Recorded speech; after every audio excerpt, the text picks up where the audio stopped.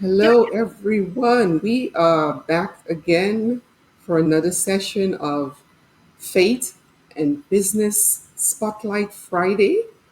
And today I have the honor of speaking with Alyssa Fernandez, who's going to tell us a little bit about her business and what she does. So, Alyssa, I am so glad to be chatting with you today. And I'm going to just pass it over to you because I want you to share. Maybe we just start by you telling us a little bit about what you do and what inspired you to start your business. I'll start there. that's a great question. So, to introduce myself again, my name is Alyssa Fernandez, and I started a business called Dev about a year and a half ago. I do graphic design for a living. Um, I noticed a rift in the industry where there's too many qualifications going into graphic design. And as such, I think that a lot of businesses tend to think of it as this big up in the air thing, Mm, when in my opinion, that's really not the case. So, mm, mm, Kaleda started as me wanting to break the mold, so mhm, to speak. So, I really started a business, eyes wide open, as I was speaking a little bit to Alicia where my motivation came from. mhm, I kind of had an artistic background, and it's just blossomed from there. mm. So, um, what kind of pain do I address? Well, Well, look, before we go there, right? okay. I have to ask, right? Because the name, first of all, what's with the name? What I don't understand, what it is. I would love to know what is behind that name. I'm sure people are curious too. It's like, that looks nice. It's lovely. It has the word love in it. What is that about? Well, I kind of made it up. So it's a nonsensical word, which is really how you should go about making a unique name for your business, because there are tons of Alyssa Fernandez's out I know. Yeah, yeah, yeah. I guess it's like Google. Like, there. Yeah, yeah, what is that? Yahoo. yeah, Like, yeah, these names that just became something. I think, like you sort of like give the name meaning, right? As you define this brand, it becomes like every time you think about your business, this is associated with it. And I think you have the opportunity to do that. So, in that respect, yes, indeed. But now let's go into, you were about to talk about pains. Like, as a new entrepreneur, fairly new entrepreneur, because I know you're in the pretty early stages, still trying to get your foot in, trying to get customers to come my way. This is what I do. So let's talk maybe pain more so on your part, like some of the challenges. Maybe this can encourage someone else because you're still going, you're still doing it, yeah. right? So we experience a lot of challenges as entrepreneurs, and I'm trying to get at what's working. What have you noticed? Well, starting my business, I knew one thing for sure as a designer I needed to do. And that thing was to have my portfolio out there. One of the things that didn't work, Alicia, was having Behance.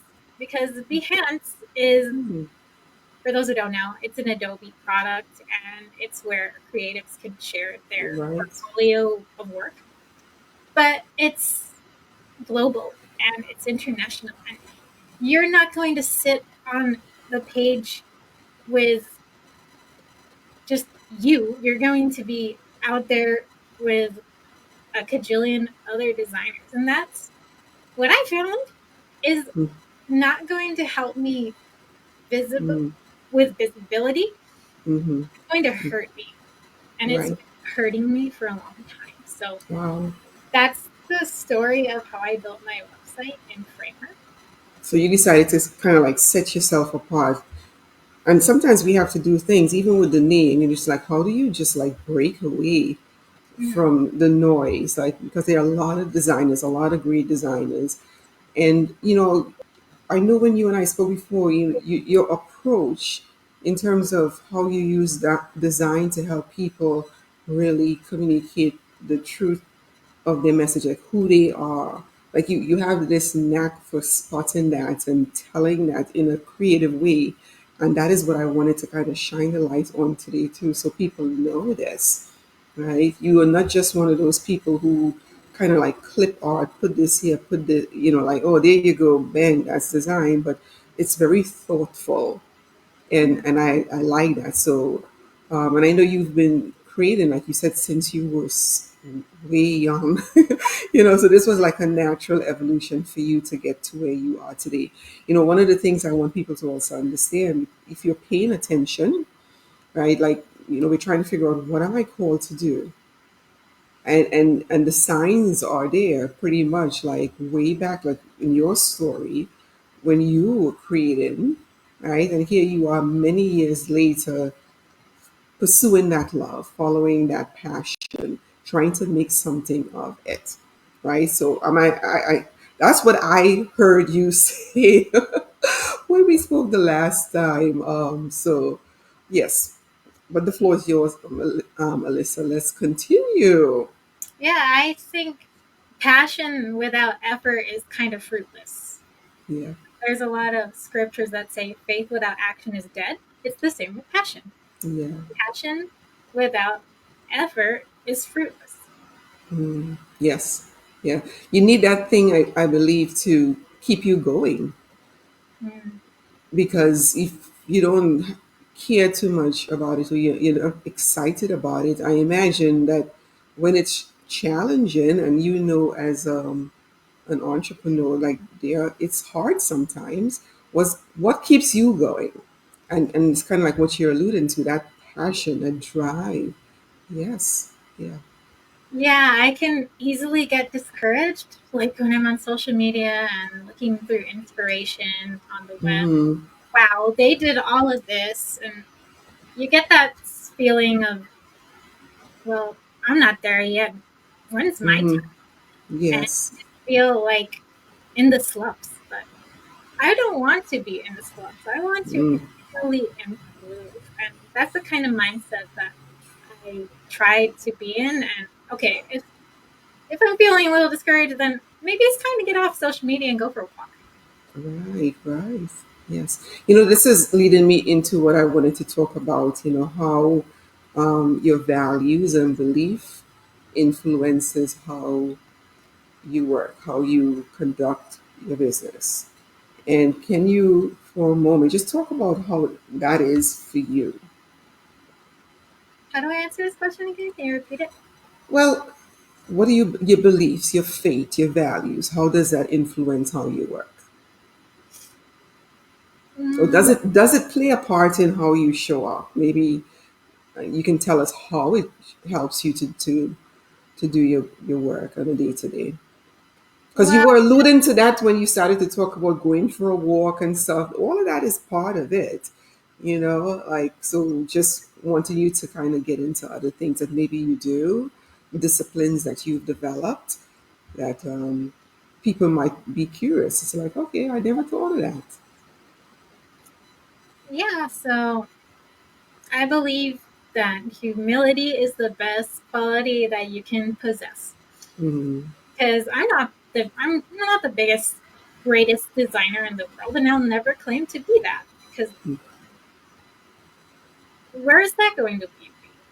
Right. It's going to lead me to a place that makes me act that way towards the client, and Yeah. that's not what I want, not at all. So that's why I'm kind of in the mode where there's always something to learn. And that's what I Yes. kind of interviewed a lot of designers will have this same perspective that you should always be in the mode to learn something new and Mm, just take everything at face value.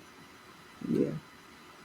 That Not sure if is I answered that. Yeah, well, that is good, sound advice, because I was thinking, what I would like to share, have you, maybe you can share a little bit more about this, but for others who might be thinking of starting a business, like, what one piece of advice would you give? And you've already started. You talk about humility, you talk about learning, like always being a learner.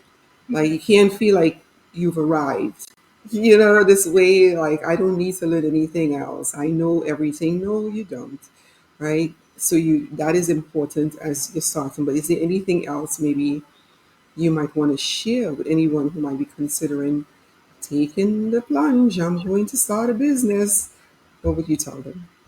Well, you have to be in the mindset that you're a business owner, and a lot of times, like when you're starting, you want to be nice and you want to give things for a discount or you want to give things for free. But the bottom line is you're in the business to be in business.